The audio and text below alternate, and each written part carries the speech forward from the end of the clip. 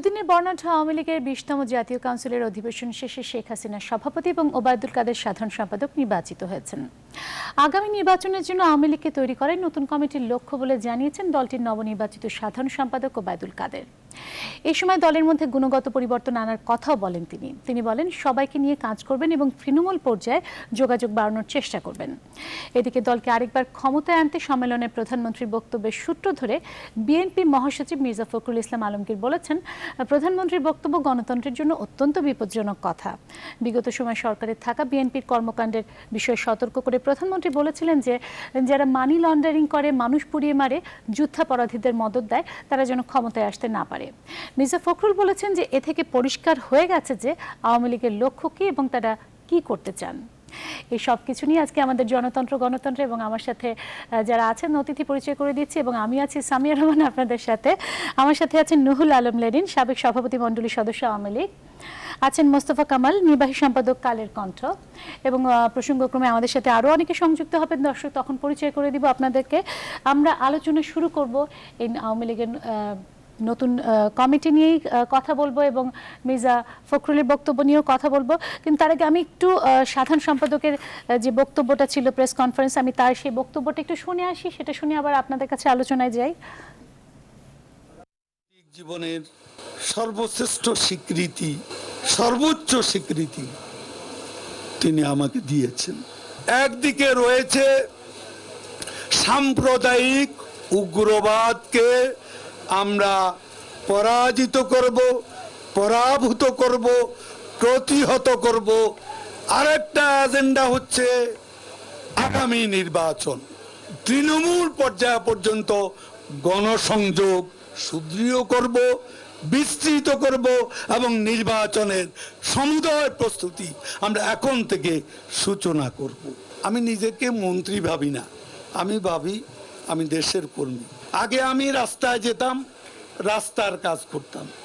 আমার পার্টির লোকেরা আমাকে কিছু কিছু সমস্যা নিয়ে কথা বলে। এখন আমার সুবিধা হবে, আমি রাস্তায় যাব, তৃণমূলে যাব। আমি এখন একদিকে রাস্তা দেখব, অন্যদিকে আমি দলের অভিযোগগুলো আগে যেহেতু আমার অথরিটি ছিল না, সেজন্য আমি সমাধান দিতে পারতাম না, শুধু শুনতাম। এখন আমি অভিযোগের সমাধান স্পটে দিতে পারবো। সৈয়দ আশরাফুল ইসলামকে আমি আন্তরিকভাবে ধন্যবাদ জানাই। আজকেও ক্যাবিনেটে তার সঙ্গে আমার আলাপ হয়েছে এবং আমার অবাক লাগলো, তিনি সব কিছু easy, yes taking it easy. বরং তাকে আমি এর আগের কয়েকটি ক্যাবিনেট মিটিংয়ের চেয়েও আজকে অনেক বেশি প্রাণবন্ত বলে আমার মনে হয়েছে। এটাই হচ্ছে আওয়ামী লীগ। আমাদের মধ্যে কোনো কোনো বিষয়ে মাঝে মাঝে মতান্তরও হতে পারে, কিন্তু মনান্তর হবে না। এই যে চমক বলে, চমকটা কি হলো? সৈয়দ আশরাফুল ইসলামই আমার নাম প্রস্তাব করলেন সাধারণ সম্পাদক হিসেবে। এইটাই চমক। সম্মেলনে আসলে কেউ বলতো না ডাল মে কুচ। উনি অনেক কথা বললেন এবং অনেকটা মজা করেই বললেন। যাই হোক, উনি বললেন যে সৈয়দ আশরাফ আগের চেয়ে অনেক বেশি প্রাণবন্ত ছিলেন এবং উনি খুব ইজিলি ব্যাপারটাকে নিয়েছেন। কিন্তু উনি যেটি বলছিলেন যে আগামী নির্বাচনের জন্য আওয়ামী লীগকে প্রস্তুত করাই লক্ষ্য, এবং প্রধানমন্ত্রীর বক্তব্যে আমরা বারবার শুনেছি যে নির্বাচনের প্রস্তুতির কথা। এই কমিটি যদিও আসলে জয়েন্ট সেক্রেটারি একজন হয়েছেন, কিন্তু প্রেসিডিয়ামে কিছুটা রদবদল হয়েছে। নতুন কমিটি যেটি আসবে, আমরা গণমাধ্যমে যেটি কানাঘুষে শুনতে পাচ্ছি যে খুব বেশি আসলে পরিবর্তন হওয়ার কথা নেই। এই কমিটিকে আসলে যেটুকু পরিবর্তন হয়েছে সেটিকে আসলে নির্বাচনকে সামনে রেখে দুটো দিকেই আছে। একটা হচ্ছে যে আমাদের গঠনতন্ত্র অনুযায়ী এই কাউন্সিলে আমাদের নতুন কমিটি করতে হতো, সেটা সামনে নির্বাচন থাকলেও করতে হতো, নির্বাচন না থাকলেও করতে হতো। কিন্তু ঘটনাক্রমে এবারে যে কমিটি নির্বাচিত হয়েছে, এই কমিটির মেয়াদকালের মধ্যেই আমাদের সাধারণ নির্বাচন সামনে এসছে। ফলে এই কমিটির কাছে নির্বাচনটি একটি প্রধান চ্যালেঞ্জ থাকবে এবং তারা এই নির্বাচনে আমাদের দলকে ঐক্যবদ্ধ করে জনগণকে মোবিলাইজ করে যদি বিজয় ছিনিয়ে আনতে পারে, তাহলে পরে এই কমিটির সেটি হবে সবচেয়ে বড় অর্জন। এবং সে কারণেই নির্বাচনের কথাটা প্রসঙ্গত এসছেন এবং আমাদের জননেত্রী শেখ হাসিনা এই কাউন্সিলে আমাদের সর্বস্তরের নেতা কর্মী সমর্থক সবাইকে প্রস্তুত হতে বলেছেন। কারণ আপনারা জানেন যে এই সরকারের মেয়াদ আর মাত্র 2 বছর আছে এবং 2 বছর পরে 2019 সালে আমরা সাধারণ নির্বাচন করতে বাধ্য সংবিধান। আপনি বলছেন নির্বাচন যেহেতু সামনে আছে সেই জন্য নির্বাচনের ব্যাপারটি এসেছে, কিন্তু ওবায়দুল কাদেরের পুরো প্রেস কনফারেন্সটা আমরা শুনেছি, সেখানে আরও কিছু উনি বক্তব্য দিয়েছেন। আমি সে প্রসঙ্গেও আসবো, সেই প্রসঙ্গগুলো আপনাদের কাছ থেকে ক্ল্যারিফাই করার চেষ্টা করব, কিন্তু তার আগে আমি একটু যেতে চাচ্ছি আমাদের আসলে বিভিন্ন জেলা প্রতিনিধিদের কাছে। সেখানে রাজশাহী থেকে আছেন কাজী সাহেব, খুলনাতে আছে শামসুজ্জামান শাহিন, চট্টগ্রাম থেকে যদি পাই আমি অবশ্যই কানেক্টেড হব। আমি আগে রাজশাহী এবং খুলনাতে একটু যদি কানেক্টেড হতে পারি। আপনারা নিশ্চয়ই শুনছেন, আমি যদি খুলনার শামসুজ্জামান শাহিনের কাছে, শুনতে পাচ্ছেন? এই কমিটি নিয়ে আসলে খুলনাতে মানুষজনের মধ্যে কিরকম উত্তেজনা দেখতে পাচ্ছেন বা তাদের মধ্যে কি প্রত্যাশা? শামসুজ্জামান শাহিন।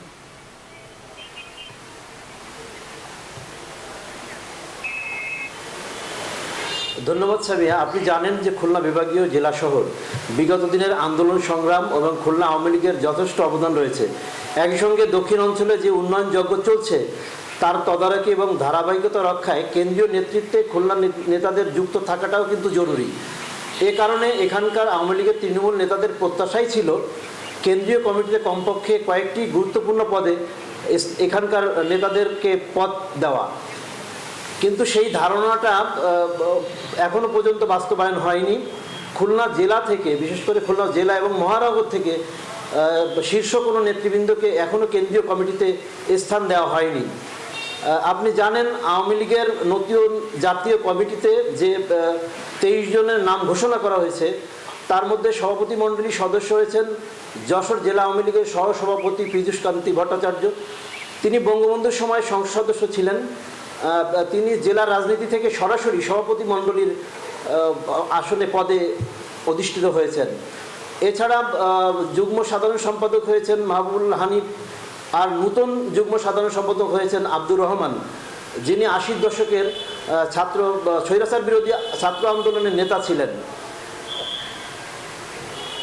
আমি জানতে চাইছি আপনার কাছে, আপনি কি তার মানে এটি যে শামসুজ্জামান শাহিন খুলনাবাসীর প্রত্যাশার সেই অর্থে পূরণ হয়নি বলে মনে করছেন?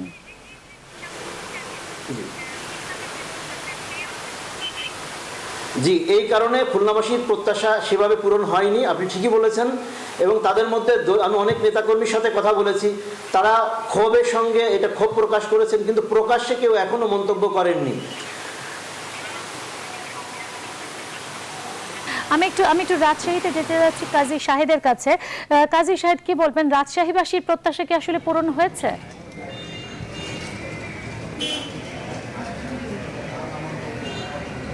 ধন্যবাদ আপনাকে। আপনি যেমনটি বলছিলেন যে রাজশাহীবাসীর প্রত্যাশা পূরণ হয়েছে কিনা, তা আমি যেটুকু বলতে চাই যে আওয়ামী লীগের কাউন্সিলকে ঘিরে কিন্তু মহানগর আওয়ামী লীগ যে আলোকসজ্জা করেছিল, ব্যাপক হারে আলোকসজ্জা করেছে আপনি দেখতে পাচ্ছেন আমার পেছনে, এবং কয়েকদিন ধরেই কিন্তু উৎসব চলেছে রাজশাহী মহানগরীকে ঘিরে। কিন্তু গতকালকে যখন কমিটি ঘোষণা করা হয় তখন কিন্তু আওয়ামী লীগের নেতাকর্মীরা হতাশ হয়েছেন। বাইরে যতটা আলো, আওয়ামী লীগ কার্যালয়ের ভেতরে কিন্তু ঠিক ততটাই অন্ধকার। কারণ রাজশাহী মহানগর আওয়ামী লীগের নেতারা যা প্রত্যাশা করেছিলেন যে এবার হয়তো কেন্দ্রে তাদের কোনো নেতা স্থান পাবেন, কিন্তু গতকালকে যে 23 জনের কমিটি ঘোষণা করা হয়েছে সেখানে তাদের কোনো নেতা স্থান পাননি। ফলে কিন্তু তারা প্রকাশ্যে মুখ না খুললেও কিন্তু মনে মনে তারা কিন্তু কষ্ট পাচ্ছেন, এবং সেটি নিয়ে আমি একটু কথা বলতে চাই। আমার সঙ্গে যোগ দিচ্ছেন রাজশাহী মহানগর আওয়ামী লীগের সাধারণ সম্পাদক ডাবলু সরকার। আমি জানতে চাই আপনার কাছে যে গতকালকে যে কমিটি ঘোষণা হয়েছে সেখান থেকে কিন্তু রাজশাহীর কোনো নেতাই আবার স্থান পাননি, এটিকে আপনারা কিভাবে দেখেন? না, আমরা আসলে মাননীয় প্রধানমন্ত্রী জননেত্রী শেখ হাসিনা, বাংলাদেশ আওয়ামী লীগের সভানেত্রী, তিনি যেটি করবেন আমরা রাজশাহীর মহানগর আওয়ামী লীগ আমরা সেটি কিন্তু মেনে নেব। এখন আমাদের পদ পাওয়া না পাওয়া এটি আমাদের বড় বিবেচ্য বিষয় না। আসলে আমরা চাই যে উনি যেভাবে সাজাবেন আমরা ওটাতেই সমর্থন দিব, এবং ওনার নির্দেশ অনুযায়ী কিন্তু আমরা কাজ করব। পদ পদবিটা আমাদের বড় বিবেচ্য বিষয় না। তবে হ্যাঁ, এটি সত্যি কথা যে তিনি শহীদ পরিবারের সন্তান, আমাদের রাজশাহীরও শহীদ পরিবারের সন্তান, শহীদ কামরুজ্জামানের সন্তান খায়রুজ্জামান লিটন, ওনারাই ভালো বুঝবেন, এবং আমার বিশ্বাস যে নেত্রী শহীদ পরিবারের সন্তানকে ফেলে দিবেন না। এটাই আমার বিশ্বাস। তবে কমিটির এখনো অনেক কিছু বাকি আছে, আমরা আশায় আছি যদি নেত্রী যেটি করবেন। আমরা রাজশাহী এবং খুলনা থেকে যেটুকু জানতে পারলাম, আসলে খুব বেশি আমাদের প্রতিনিধিদের বা প্রতিনিধি না, রাজশাহীবাসী বা খুলনাবাসীর মধ্যে একটা হতাশা কাজ করছে। তারা অনেক বেশি আলোকসজ্জা দেখে অনেক বেশি ভেবেছিল কেন্দ্রে হয়তো নেতাদের স্থান পাবেন, কিন্তু সেটি আসলে সেই অর্থে প্রত্যাশা পূরণ হয়নি। আমি জানি না চট্টগ্রাম থেকে সংযুক্ত হতে পেরেছে কিনা। আমি একটু আসলে যেতে চাচ্ছি হচ্ছে স্বাধীন বাংলা ছাত্র সংগ্রাম পরিষদের নেতা এবং বাংলাদেশ ছাত্রলীগের সাবেক সভাপতি নূরে আলম সিদ্দিকের একটি বক্তব্য আছে আমার কাছে। কারণ রাজশাহী থেকে যে বক্তব্যটি আসলো যে প্রধানমন্ত্রী পদ বিষয় নয়, কিন্তু প্রধানমন্ত্রী যা নির্ধারণ করবে তাই হবেন, কিন্তু সেই প্রসঙ্গে বোধহয় নূরে আলম সিদ্দিকী একটি বক্তব্য রেখেছিলেন, আমি একটু শুনে আসি সেটি। নবনির্বাচিত নেতৃত্ব সম্পর্কে আমি কোনো মন্তব্য করব না। এই কারণে এটা প্রদীপ্ত সূর্যরশ্মির মতো সত্য এবং প্রতিভাত।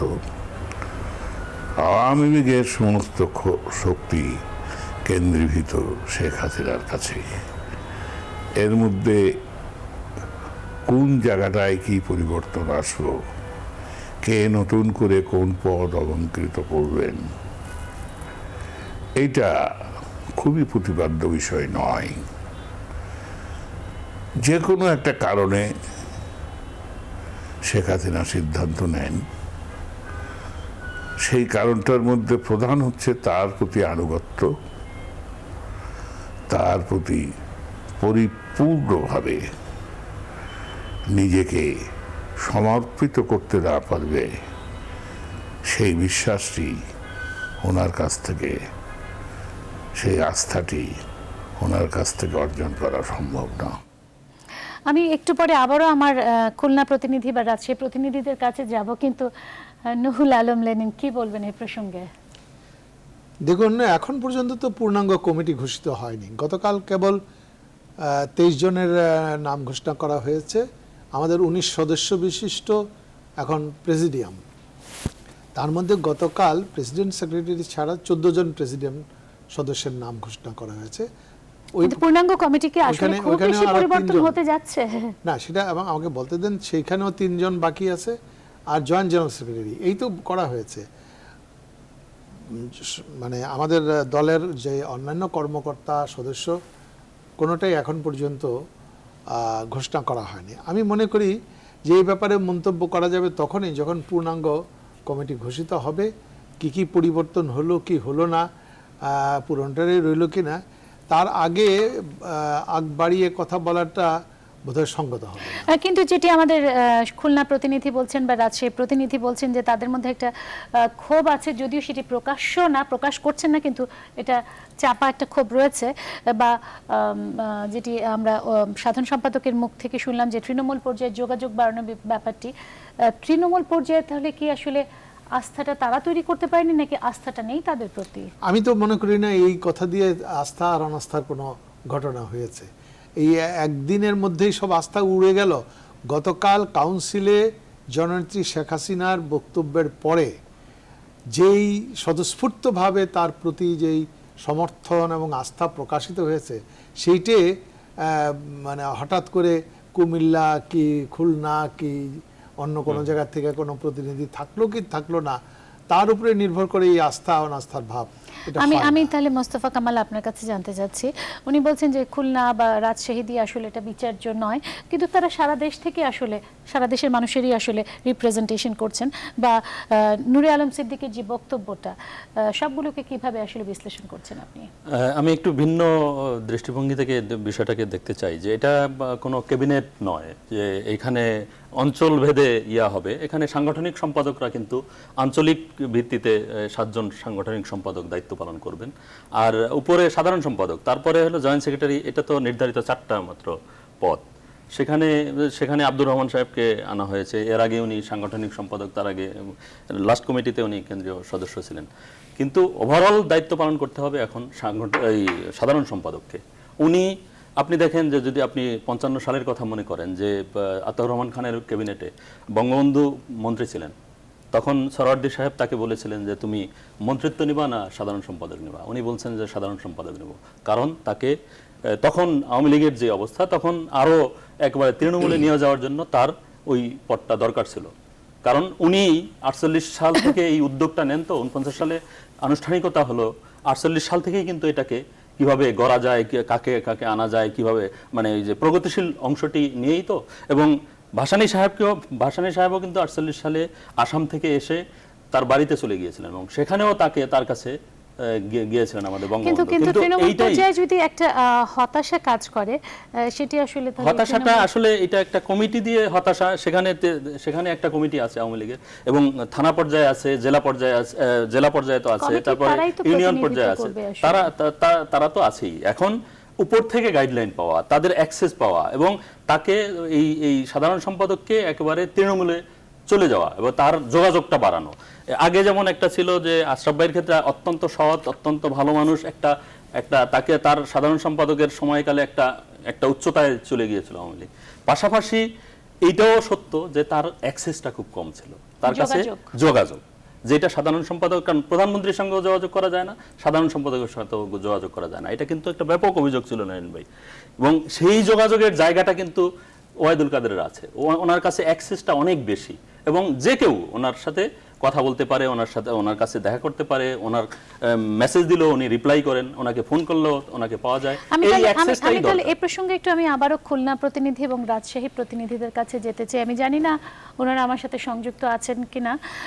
আমি শামসুজ্জামান শাহিন, যদি আপনার কাছে এই প্রসঙ্গটাই তুলি, যেটি বললেন মোস্তফা কামাল, যে সাধারণ সম্পাদক যিনি নবনির্বাচিত হয়েছেন তার কাছে অ্যাক্সেসটা অনেক বেশি, এবং এই যে আপনারা বলছেন যে সেখানে এক ধরনের হতাশা কাজ করছে, এবং মোস্তফা কামাল বললেন যে এই সাধারণ সম্পাদকের কাছে তৃণমূল পর্যায়ে নেতাদের আসলে যোগাযোগের সুবিধাটা রয়েছে। সেই ক্ষেত্রে তো আপনারা আসলে আপনাদের, এবং যেটি ওবায়দুল কাদের আজকে প্রেস কনফারেন্সে বলেছেন যে তিনি রাস্তাঘাটও দেখবেন, মানুষের সাথে যোগাযোগও করবেন এবং তাৎক্ষণিক অভাব অভিযোগগুলো সমাধান করার চেষ্টা করবেন। কি মনে হয়?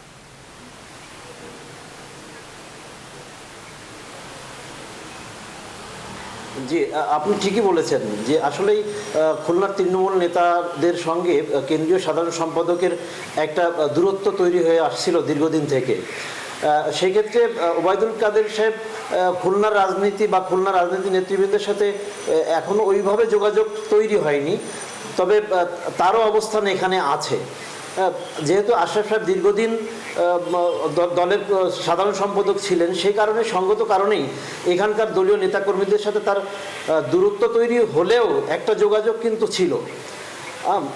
আর কেন্দ্রীয় নেতৃত্বে বা কমিটিতে যদি খুলনার নেতৃত্ব না থাকে বা পদ না থাকে, সেক্ষেত্রে হয় কি দলের সাধারণ সম্পাদকের সাথে ওইভাবে যোগাযোগটা স্থাপন হয় না।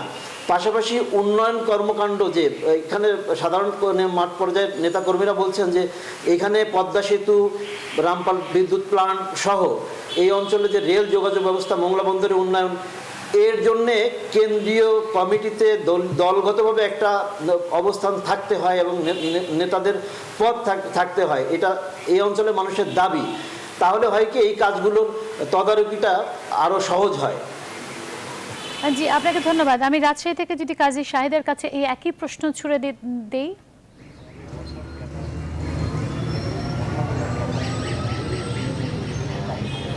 বিষয়টি হলো যে আপনাকে আগেই জানিয়ে রাখি যে কালকে যখন ওবায়দুল কাদেরকে সাধারণ সম্পাদক ঘোষণা করা হয়, তখন কিন্তু জেলা এবং মহানগর আওয়ামী লীগের নেতৃবৃন্দ কিন্তু তাকে ওয়েলকাম করেছেন।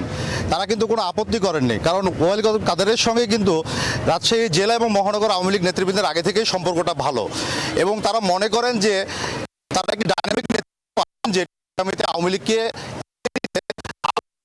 ভালো পদক্ষেপ নিতে পারবেন ওবায়দুল কাদের। সেক্ষেত্রে তাদের কিন্তু কোনো আপত্তি নেই।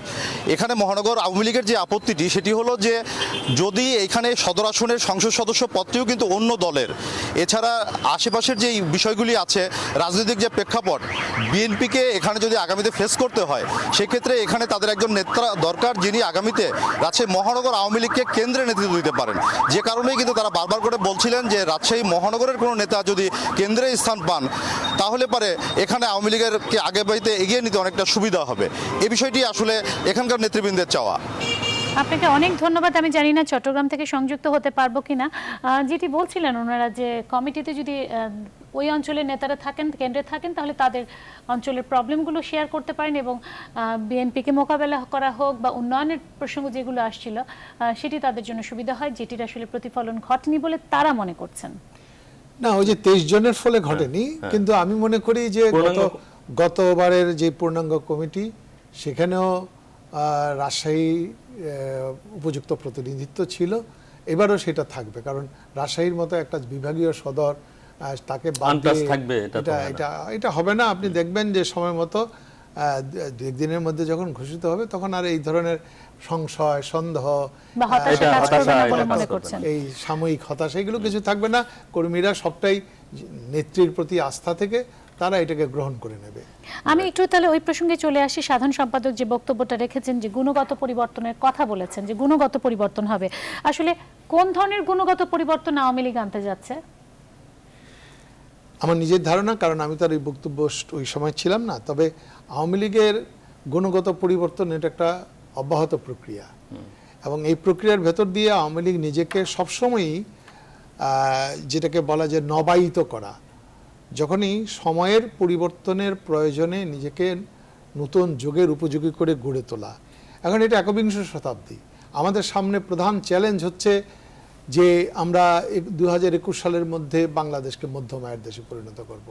আমাদের সামনে প্রধান আরেকটি চ্যালেঞ্জ হচ্ছে 2030 সালের মধ্যে আমরা এসডিজি লক্ষ্যমাত্রা 2041 সালের মধ্যে দারিদ্র্য দূর করবেন। 2041 সালের মধ্যে আমরা বাংলাদেশকে উন্নত সমৃদ্ধ করব, যার স্বপ্নের কথা গতকাল জননেত্রী শেখ হাসিনা বলেছেন।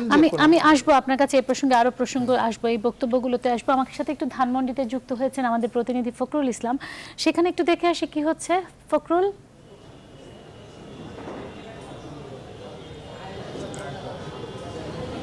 কি অবস্থা সেখানে ধানমন্ডিতে?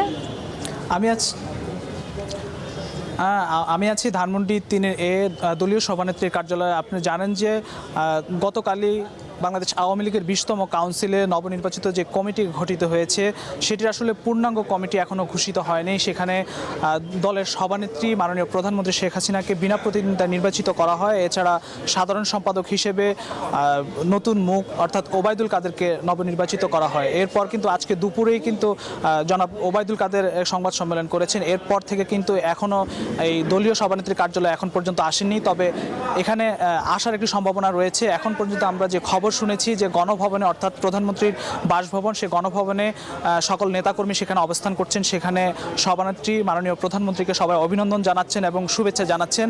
এখানে আসলে জেলা এবং উপজেলা পর্যায়ের যেসব নেতাকর্মী রয়েছেন, কাউন্সিলররা রয়েছেন, গত 3 দিন ধরে ঢাকা অবস্থান করছেন, সেসব নেতাকর্মীরা এখানে অবস্থান করছেন। আমার পেছনে আপনি দেখবেন যে শত শত নেতাকর্মী দলীয় সভানেত্রীর কার্যালয়ে অবস্থান করছেন এবং এই কার্যালয়ের আশপাশের প্রতিটি সড়ক আপনারা জানেন যে গত 3 দিন ধরে পুরো ঢাকা শহর যেভাবে বর্ণিল সাজে সেজেছে, ঠিক তেমনিভাবে এই ধানমন্ডির 3-এর কার্যালয় এবং আশপাশের পুরো সড়ক কিন্তু সেই বর্ণিল সাজেই সেজেছে এবং সাজিয়ে রাখা হয়েছে।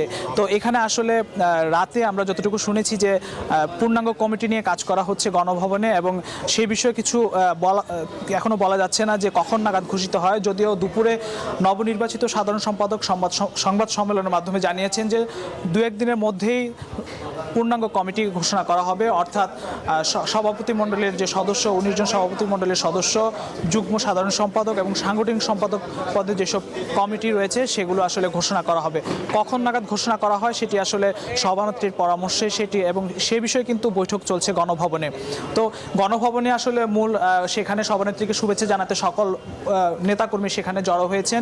সেখানে সব নেতাকর্মী কিন্তু সেখানে, আর এখানে উপজেলা এবং জেলা পর্যায়ে যেসব নেতাকর্মী রয়েছেন, কাউন্সিলর রয়েছেন, এখানে অবস্থান করছেন এবং তাদের একটি কিন্তু প্রত্যাশা। জেলা উপজেলা এবং জেলা পর্যায়ের প্রতিনিধিরা আছেন, আমি সেখানে একটু জানতে চাচ্ছি, কারণ কিছুক্ষণ আগে আমি রাজশাহী এবং খুলনা আমাদের প্রতিনিধিদের সাথে কথা বললাম। তারা বললেন যে যদি পূর্ণাঙ্গ কমিটি ঘোষিত হয়নি, কিন্তু বললেন যে তাদের মধ্যে এক ধরনের হতাশা কাজ করছে, বিশেষ করে অঞ্চলের প্রতিনিধিরা কেন্দ্রীয় নেতৃত্বে না আসা, কেন্দ্রীয় কমিটিতে না আসায়। আপনি যে জেলা এবং উপজেলা পর্যায়ের প্রতিনিধিরা আছে সেখানে আসলে কি দেখছেন, তাদের মধ্যে আসলে কি ধরনের অনুভূতি কাজ করছে, মানে হতাশা কোনো রকম আছে কিনা? আমরা আসলে এখানে একটি উৎসব মুখের পরিবেশ, এখানকার যেসব নেতাকর্মী এবং কাউন্সিলররা রয়েছেন তাদের মধ্যেও ঠিক তেমনটি, তারা এখানে আনন্দ প্রকাশ করছেন যে কমিটি ঘোষিত হয়েছে। এই কমিটিকে নিয়ে তাদের মধ্যে আসলে কোনো ধরনের হতাশা আমরা দেখতে পাইনি, এবং আমরা কয়েকজনের সাথে কথা বলেছি যে এখানে কোনো ধরনের হতাশা তাদের মধ্যে নেই, যেমনটি আপনি বললেন।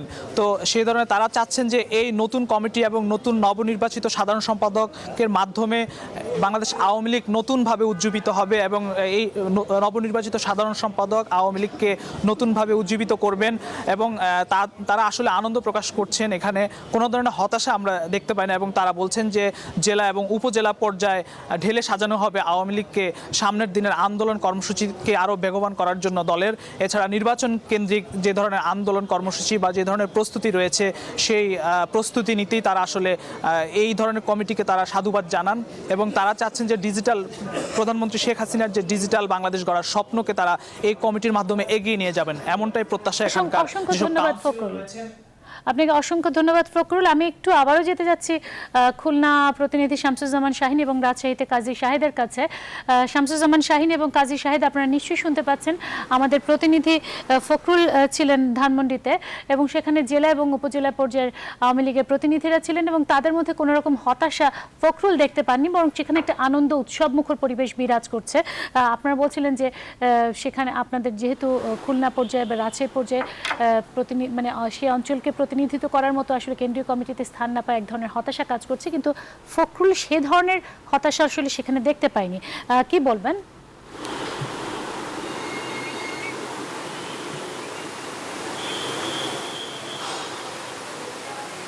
হ্যাঁ, আমি আগেই বলেছি যে প্রকাশ্যে এখন পর্যন্ত কোনো নেতৃবৃন্দ এ বিষয়ে ক্ষোভ প্রকাশ করেনি, কিন্তু আমরা যখন কথা বলেছি সেটা তাদের যুক্তিগুলো দাঁড় করিয়েছেন যে তাদের প্রাপ্তি, যে বিগত দিনের আন্দোলন এবং বিগত দিনের যে নির্বাচন হয়েছে সেই নির্বাচনে এই অঞ্চল থেকে যে সংসদ সদস্য নির্বাচিত হয়েছেন এবং অনেক প্রবীণ নেতা এখানে ইতিমধ্যে দীর্ঘদিন জেলা এবং মহানগর কমিটির পদগুলোতে আছেন, যাদের ন্যায্য অধিকার যে তারা কেন্দ্রীয় কমিটিতে যাবেন, এটা পর্যায়ক্রমে। আমি এখানে উল্লেখ করতে পারি যে তালুকদার আব্দুল খালেক, যিনি দীর্ঘদিন রাজনীতির সাথে সম্পৃক্ত, আওয়ামী লীগের রাজনীতির সাথে সম্পৃক্ত এবং একাধিকবার সংসদ সদস্য, সাবেক ত্রাণ প্রতিমন্ত্রী এবং প্রবীণ নেতা। তো এরকম মন্নুজান সুফিয়ান আছেন, এরকম আপনার SM মোস্তফা রশিদ সুজা আছেন, শেখ হারুনা রশিদ আছেন, উনিও বয়োজ্যেষ্ঠ একজন নেতা, যারা দীর্ঘদিন আওয়ামী লীগের রাজনীতির সাথে সম্পৃক্ত। তো এই নেতারা কেন্দ্রীয় নেতা হিসেবে এই অঞ্চলের মানুষ আসলেই দেখতে চায়। এবং শামসুজ্জামান শাহিন, আমি একটু জানতে চাচ্ছি আপনার কাছে, আমি আগে একটু রাজশাহীতে জেনে, রাজশাহীতে কাজী শাহেদ আছেন, আমি শামসুজ্জামান শাহিন আসছি আপনার কাছে। কাজী শাহেদ, কি বলবেন আমার প্রশ্নের উত্তরে?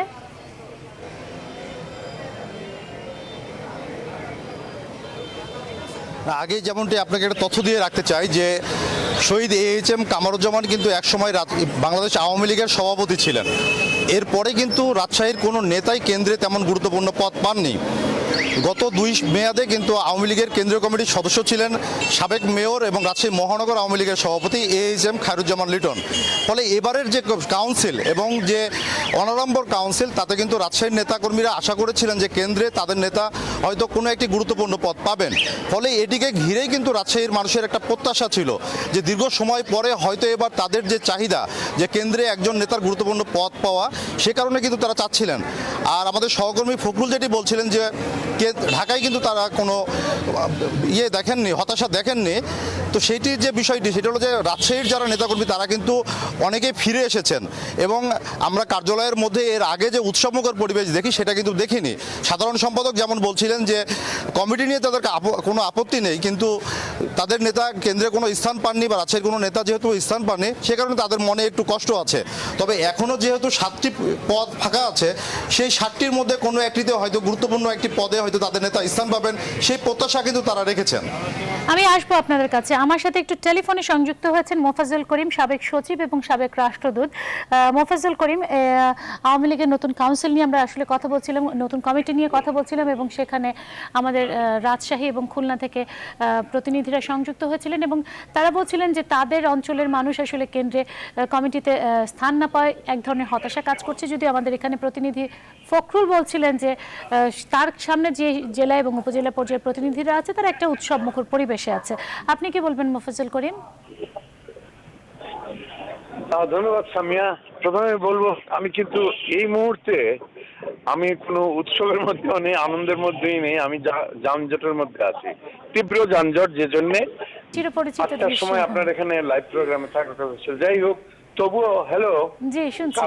গত দুই দিন যে ইয়েটা হলো, জাতীয় সম্মেলন হলো, এটা আমি বলবো অত্যন্ত সুচারুরূপে সুশৃঙ্খল ভাবে অনুষ্ঠিত হয়েছে। তার জন্য ফুল মার্কস দিতে হয় যারা আয়োজক, তাদেরকে আমি অভিনন্দন জানাই। এবং এত সুশৃঙ্খল ভাবে সুন্দরভাবে এই অনুষ্ঠানটা হওয়ার জন্য আমি আওয়ামী লীগকে অভিনন্দন জানাচ্ছি। প্রধানমন্ত্রী, আওয়ামী লীগের সভানেত্রী, তাকে অভিনন্দন। তিনি আবার নতুন করে সভানেত্রী নির্বাচিত হয়েছেন, তার সুস্বাস্থ্য কামনা করি এবং আমি আশা করব দলকে যেভাবে সুশৃঙ্খলভাবে চালিয়ে নিয়ে যেতে ঘোষণা দিয়েছেন সেটা হবে। আমাদের প্রত্যাশা থাকবে শুধুমাত্র এই অনুষ্ঠানের আয়োজন নয়, অনুষ্ঠান ছাড়াও আরো বড় বড় লক্ষ্য যেগুলো আছে, বাংলাদেশকে এগিয়ে নিয়ে যাওয়ার জন্য যে প্রত্যয় ঘোষণা করেছেন সেটা সকলের সহযোগিতায় সফল হবে। আমরা আশা করব এই দেশ একটা দুর্নীতিমুক্ত দেশ হবে। মাননীয় প্রধানমন্ত্রী, আওয়ামী লীগের মোফাজ্জল করিম, আপনাকে আমি যে প্রশ্নটি করেছিলাম যে তৃণমূল পর্যায়ের অনেকেই আসলে একটু হতাশা ব্যক্ত করছেন, যদি আমরা আসলে এখানে রাজধানীতে বসে সেটি বোঝা সম্ভব নয়, কিন্তু হতাশা ব্যক্ত করছেন যে তাদের অঞ্চলের প্রতিনিধিত্ব আসলে কম, যদি এখনো পূর্ণাঙ্গ কমিটি আসলে প্রকাশিত হয়নি। তাদের অঞ্চলের প্রতিনিধি কি হয়েছে বুঝতে পারলাম না। আমি বলছিলাম যে বিভিন্ন অঞ্চলের প্রতিনিধিরা আমাদের কাছে একটু হতাশা ব্যক্ত করছেন যে তাদের অঞ্চলের প্রতিনিধি আসলে কেন্দ্রীয় কমিটিতে স্থান পাননি। আমি বলছিলাম যে রাজধানীতে বসে আসলে এটি বোঝাটা একটু দুরূহ ব্যাপার। আপনার এই বিষয়ে কি মত? আমার যেটা আওয়ামী লীগের মতো একটা বিশাল দল, তাতে বা বিএনপির মতো একটা বিশাল দল, যে কোনো বড় দলে সবাই যে একেবারে কেন্দ্রীয় কমিটিতে স্থান পাবে এটা তো সম্ভব নয়। কারণ এদের বহুত যোগ্য নেতা কর্মী ছড়িয়ে ছিটিয়ে আছেন, সবাইকে তো নেওয়া যাবে না। এখন কেন্দ্রীয় নেতৃত্ব যাদেরকে উপযুক্ত মনে করেছেন হয়তো তাদেরকে নেওয়া হবে। যে কোনো কমিটি গঠন করার পরে এ ধরনের কিছু কিছু বিরূপ মন্তব্য, সমালোচনা, প্রতিবাদ, বিক্ষোভ থাকবেই, এটা স্বাভাবিক।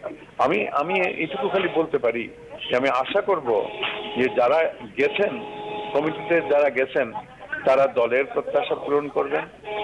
সর্বোপরি তারা বাংলাদেশের। আপনাকে অসংখ্য ধন্যবাদ মোফাজ্জল করিম, অসংখ্য ধন্যবাদ। আমি নুহুল আলম লেনিন, একটা বিরতি নিব, তার আগে একটু জানতে চাচ্ছি, নবনির্বাচিত সাধারণ সম্পাদক যে তৃণমূল পর্যায়ে যোগাযোগ বাড়ানোর কথা বলেছেন, তৃণমূল পর্যায়ে আওয়ামী লীগের ঘাটতি কোথায় কোথায় ছিল বলে আপনি মনে করেন? না, আমি তো এই ঘাটতি স্বীকার করব না, কেননা তৃণমূলের সাথে আমাদের একটা লিভিং সম্পর্ক, জীবন্ত সম্পর্ক ছিল। সেটা তো সাধারণ সম্পাদক ডাইরেক্টলি করবেন এরকম কোনো কথা না। আমাদের বিভিন্ন টায়ার আছে, আমাদের প্রতিটি বিভাগের জন্য একজন করে সাংগঠনিক সম্পাদক আছে, প্রতিটি জেলা আছে, জেলার নিচে উপজেলা আছে, ইউনিয়ন আছে। কাজেই তৃণমূল বলতে যদি বোঝেন ইউনিয়ন পর্যায়ে, তাহলে আমাদের দায়িত্ব হচ্ছে ইউনিয়ন কমিটি, এবং তারা সক্রিয়। উপজেলার নেতারা সারা উপজেলাতে ইউনিয়ন কমিটিগুলোর সাথে যোগাযোগ রাখেন, সেখানকার প্রবলেম তারা রিজলভ করেন। যদি জেলার কোনো জায়গায় হস্তক্ষেপ করতে হয় সেভাবে করা হয়। আর কেন্দ্রীয় কমিটি পক্ষ থেকে সাংগঠনিক সম্পাদক বা অন্যরা, তারা তো প্রত্যেকটা জেলার, প্রত্যেকটা ইউনিয়নে, প্রত্যেকটা গ্রামে গ্রামে ঘুরে রিলেশন করতে পারবেন না, এটা ইম্পসিবল। এবং সেই জন্য তো সংগঠনের একটা কাঠামো আছে, সেই কাঠামোটা যদি সক্রিয় থাকে, সেই কাঠামোটা যদি অ্যাক্ট করে, তাহলে পরে ওটার ভেতর দিয়েই কিন্তু আমরা একদিক থেকে তৃণমূলের সাথে আমাদের সম্পর্ক হবে, অন্যদিকে যদি ফিডব্যাক দিতে হয় সেই কাঠামোটা কি আসলে শক্তিশালী আছে বলে আমি মনে করি যে আওয়ামী লীগের ওই কাঠামোটা সক্রিয় শক্তিশালী আছে বলেই আওয়ামী লীগ আজকে দেশের বৃহত্তম রাজনৈতিক দল এবং সকল ঝড় ঝঞ্ঝা সকল বৈরিতা সেইগুলোকে মোকাবেলা করে আওয়ামী লীগ এখনো পর্যন্ত এগিয়ে যাচ্ছে। আমি একটা বিরতি নিব, তারপরে আমি বিরতির পর ফিরে এসে আমার জেলা প্রতিনিধিদের কাছে অবশ্যই যাব। একটা বিরতি নিয়ে আমি ফিরছি জনতন্ত্র গণতন্ত্রে।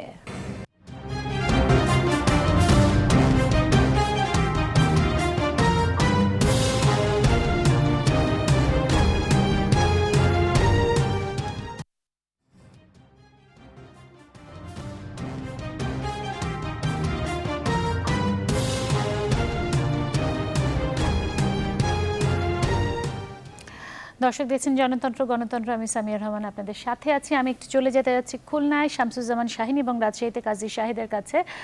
যেটি বলছিলেন আমাদের এখানে নহুল আলম লেনিন যে তৃণমূল পর্যায়ে আওয়ামী লীগের কোনো ঘাটতি আছে বলে তিনি মনে করেন না। আমি এখানেই জানতে চাচ্ছি দেশের বিভিন্ন আনাচে কানাচে ছড়িয়ে ছিটিয়ে থাকে আমাদের প্রতিনিধিদের কাছে, আসলে তৃণমূল পর্যায়ে আওয়ামী লীগের কোনো ঘাটতি আছে বলে কি আপনারা মনে করেন? শামসুজ্জামান শাহীন, খুব সংক্ষেপে। না, আওয়ামী লীগের কোনো ঘাটতি নাই, কারণ দলগতভাবে সাংগঠনিকগতভাবে আওয়ামী লীগ তৃণমূলে অত্যন্ত বর্তমান অবস্থা অনেক শক্তিশালী এবং ওয়ার্ড পর্যায় থেকে ইতিমধ্যে জেলা এবং আপনার মহানগরের যে ওয়ার্ডগুলো আছে সেই ওয়ার্ড কমিটিগুলো নতুন কমিটি এবং এখানকার প্রত্যেকটা ওয়ার্ডের দলীয় যে কর্মসূচিগুলো আছে এগুলো দীর্ঘদিন ধরে পালন করে আসছে। জাতীয় যে অনুষ্ঠানগুলো আছে সেগুলোও কিন্তু ওয়ার্ড পর্যায়ে পালন হয়ে থাকে। অর্থাৎ এই দৃষ্টিকোণ থেকে আওয়ামী লীগ তৃণমূলে শক্তিশালী, এটাই বলতে হয়। আপনি মনে করছেন তৃণমূল পর্যায় থেকে শুরু করে সব ক্ষেত্রে?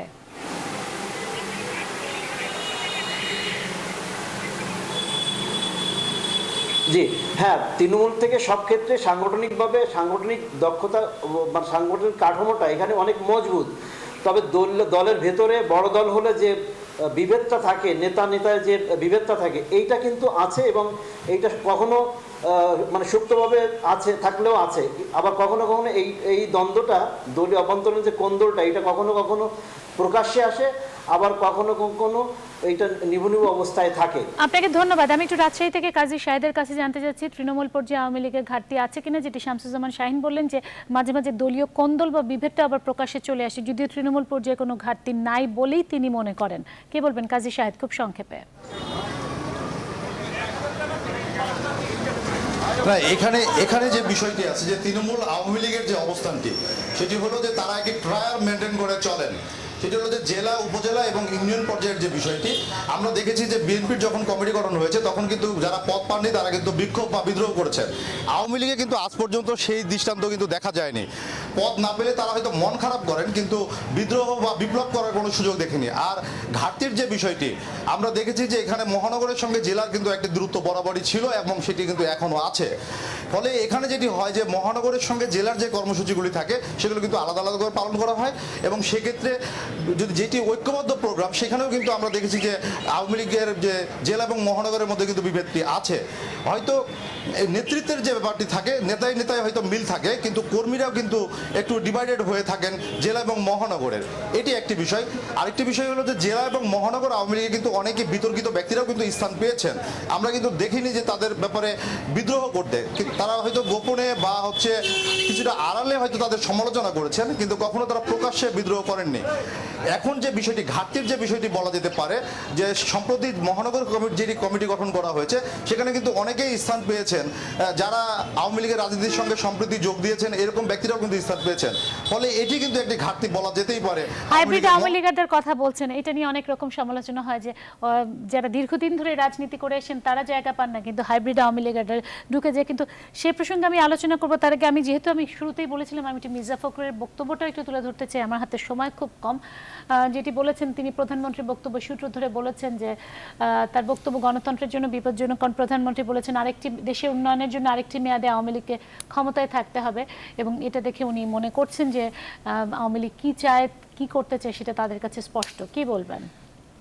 আমি মির্জা ফখরুল ইসলামের বক্তব্যে খুব কৌতুক অনুভব করছি, কারণ জননেত্রী শেখ হাসিনা বলেছেন যে যারা এই মানুষকে আগুন দিয়ে পোড়ায়, যারা বিদেশে অর্থ পাচার করেছে, যারা দেশের ভিতরে জঙ্গিবাদকে প্রশ্রয় দিয়েছে তাদেরকে ক্ষমতায় যেতে দেওয়া হবে না। এবং এতে মির্জা ফখরুল ইসলাম সাহেব গণতন্ত্রের অভাব দেখলেন কোথায়? ওটা কি তারা করতেন? তাহলে উনি স্বীকার করে নিচ্ছেন যে ওই যে অভিযোগগুলো মাননীয় প্রধানমন্ত্রী করেছেন সেইগুলো তিনি নিজেই মেনে নিলেন। এবং সেটা যদি হয় তাহলে আমি বলবো যে আমরা কি জঙ্গিবাদকে প্রশ্রয় দেব? আমরা কি গণতন্ত্র জঙ্গিবাদের জন্য গণতন্ত্র দেব? আমরা কি আজকে দেশের অর্থ লুট করে বিদেশে মানি লন্ডারিংয়ের জন্য আমরা সেটা দেব? আমরা কি এখানে দুর্বৃত্তায়নের জন্য তাদেরকে সুযোগ দেব? আমরা কি এখানে মাস্তানির জন্য দেব? আমরা কি জঙ্গিবাদ মৌলবাদ উত্থানের জন্য দেব? বাংলা ভাইয়ের উত্থানের জন্য গণতন্ত্র দেব? নেভার। বাংলাদেশের মানুষ গণতন্ত্র বলতে বুঝে যে সে যেন তার মত স্বাধীনভাবে প্রকাশ করতে পারে, তার চলাফেরার স্বাধীনতা, তার মত প্রকাশের স্বাধীনতা, এবং শেষ বিচারে একটা ইনক্লুসিভ নির্বাচনের ভিতর দিয়ে তার ভোটাধিকার। ইনক্লুসিভ নির্বাচনের কথা বলছেন, গণতন্ত্রের কথা বলছেন, মত প্রকাশের স্বাধীনতার কথা বলছেন। আমি তাহলে একটু এই প্রসঙ্গটাতে আসতেই চাই, যেটি নুরে আলম সিদ্দিকী বলেছেন। তিনি বলেছেন যে আওয়ামী লীগের রাজনীতি করছে ভ্রান্ত বামরা। আপনি যদিও একসময় নিজেও কমিউনিস্ট পার্টির সাথে, বাংলাদেশের কমিউনিস্ট পার্টির সাথে যুক্ত ছিলেন, সরকারে আওয়ামী লীগের অস্তিত্ব খুবই কম উনি বলেছেন। এবং কাদের সিদ্দিকী বলেছেন যে বাংলাদেশের সবচেয়ে বড় মানে অগণতান্ত্রিক দল হচ্ছে আওয়ামী লীগ। কি বলবেন এই বক্তব্যগুলোকে? আওয়ামী লীগ থেকে নানানভাবে যারা বঞ্চিত হয়েছে, পদবঞ্চিত, নমিনেশন বঞ্চিত, তারা এই ধরনের বিক্ষোভ অনেকদিন যাবত করে আসছেন। তো ওনারা যখন আওয়ামী লীগের পদাধিকারী ছিলেন তখনকার এই কথাগুলো বলেননি যে গণতন্ত্র নাই, এইটা নাই, ওইটা নাই। আমি মনে করি এই সকল কথা সস্তা জনপ্রিয়তার জন্য বলা হয়। আওয়ামী লীগই বাংলাদেশের একমাত্র গণতান্ত্রিক দল যে তার সর্বোচ্চ গণতন্ত্রের অভিপ্রকাশ এই কাউন্সিলের ভেতর দিয়েও দেখিয়েছে। সুতরাং গণতন্ত্র অভিব্যক্ত হয় কীভাবে? কর্মী, কাউন্সিলর বা ডেলিগেট তাদের ইচ্ছার প্রতিফলন নেতৃত্ব নির্বাচনে বা দলের ম্যানিফেস্টো রচনায়, দলের নীতি নির্ধারণের কথা বললেন। আমি মোস্তফা কামাল, যেটি আমাদের প্রতিনিধিরা বলছেন যে জেলা এবং মহানগরের সাথে দূরত্ব, এই দূরত্বটাকে আসলে ইচ্ছার প্রতিফলন আসলে না, যে যেমন প্রধানমন্ত্রী যে ফখরুলের বক্তব্য ধরে যদি বলি যে প্রধানমন্ত্রী তো তার একটা রাজনৈতিক দলের প্রধান, উনি দলীয় কর্মীদের কি বলবেন? সামনে নির্বাচনের চ্যালেঞ্জ, এই চ্যালেঞ্জ মোকাবেলার জন্য কি করবে? এবং উনি তো বলবেনই যে তার যে উন্নয়নের গতিধারা, তার যে উন্নয়নের যে এইটার ধারাবাহিকতা, এই যে পরপর দুইবার থাকার কারণেই কিন্তু আজকে বাংলাদেশের এই অগ্রগতি। আপনি আজকে বিশ্বব্যাংক বলছে যে তুমি এত দূর এগিয়েছো, আজকে সারা ওয়ার্ল্ডই বলছে যে তোমার অগ্রগতি এই। তার মানে এই অগ্রগতিটা কেন হলো? এই সরকারের ধারাবাহিকতার কারণে, তার উন্নয়নের ধারাবাহিকতার কারণে আজকে বাংলাদেশের টানা কন্টিনিউ যে 6-এর বেশি এই যে উন্নয়নের কথা বললেন, আমাদের এখানে এসে, আমাদের অনুষ্ঠানে এসে অনেকে বলেছেন, ডক্টর সলিমুল্লাহ খান, পীর হাবিবুর রহমান, তারা বলেছেন যে আওয়ামী লীগ গণতন্ত্র এবং উন্নয়নকে পরস্পর বিরোধী শক্তি করে তুলছে। কি বলবেন? না, গণতন্ত্র তো মানে গণতন্ত্র সে নিজেও চর্চা করে, এবং গণতন্ত্র আজকে কি আপনি এখানে যে টক শোতে কথা বলছেন, এখানে কি আপনার কণ্ঠরুদ্ধ? আমরা যে পত্রিকায় কাজ করি সেখানে কি আমাকে লিখতে বাধা দেওয়া হয়? কোনো কোথাও থেকে অজ্ঞাত টেলিফোনে বলা হয় যে তুমি এই জিনিস লিখতে পারবে না? আমি সাংবাদিক হিসেবে 26 বছরের অভিজ্ঞতা, আমি বলতে পারি যে এখনকার সাংবাদিকরা অনেক বেশি স্বাধীনভাবে লিখতে পারে, অনেক বেশি স্বাধীনভাবে বলতে পারে, তার অধিকার আছে। এবং এইটা বলার জন্য তাকে উপর থেকে বা অজ্ঞাত স্থান থেকে টেলিফোন করে বলা হয় না যে তুমি এটা বলতে পারবে না। একটা গণতান্ত্রিক দেশে তার যে দলীয় একটা রাজনৈতিক দলের প্রধান, উনি অবশ্যই এই আহ্বান জানাবেন যে আমি নেক্সট আগামী নির্বাচনে জিততে চাই, সেই নির্বাচনে জেতার জন্য যা যা করা দরকার সেটা দল হিসাবে তো আওয়ামী লীগ করবেই। একেবারে শেষ পর্যায়ে চলে এসেছি। আমি আরেকটা বক্তব্য দিয়ে শেষ করতে চাই, সেটা হচ্ছে প্রধানমন্ত্রী নতুন নেতৃত্বের কাছে তার জীবদ্দশার দায়িত্ব দিয়ে যেতে চান। নতুন নেতৃত্ব কাকে দেখতে পান? না, এটা তো উনি জেনারেলি বলেছেন। আমাদের দলের মধ্যে একটা প্রত্যাশা, যেহেতু উনি বারবার বলছেন যে আমি 35 বছর যাবৎ দলের সভানেত্রী, এখন সময় হয়েছে নতুন কাউকে সেই দায়িত্ব দেওয়া। এবারও তিনি চেয়েছিলেন, কিন্তু আমাদের দল এখনও সেইভাবে প্রস্তুত না এবং কেউ এটা মেনে নেয়নি, এবং সে কারণে তিনি বাধ্য হয়েছেন এবারও সভাপতির দায়িত্ব নেওয়ার জন্য। কিন্তু ও কথাটা অত্যন্ত গুরুত্বপূর্ণ যে ওনার জীবদ্দশায় যদি পরবর্তী প্রজন্মের নেতৃত্ব তৈরি না হয় তাহলে পরে তো একটা ক্রাইসিসে পড়বে আওয়ামী লীগ। এবং সেটা আমি মনে করি যে সেই চেষ্টাটি উনি এবার শুরু করলেন। এই কথাটার ভেতর দিয়ে এটা কেবল কথার কথা না, যাতে ভবিষ্যতে ওনার বিকল্প হিসেবে।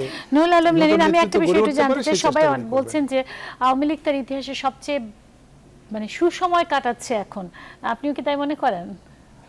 আমি দুটোই মনে করি। একটা মনে করি যে আওয়ামী লীগ বাংলাদেশের জনগণের জন্য যে অর্জন করেছে, যেটা এখন দৃশ্যমান, সেটা আমাদের ইতিহাসের এই পর্যায়ে সবচেয়ে বড় অর্জনগুলো। না, আওয়ামী লীগের জন্য কি এখন সবচেয়ে সুসময় আর যাচ্ছে? সুসময় দুঃসময় হিসাবে আমি জিনিসটা বিচার করি না।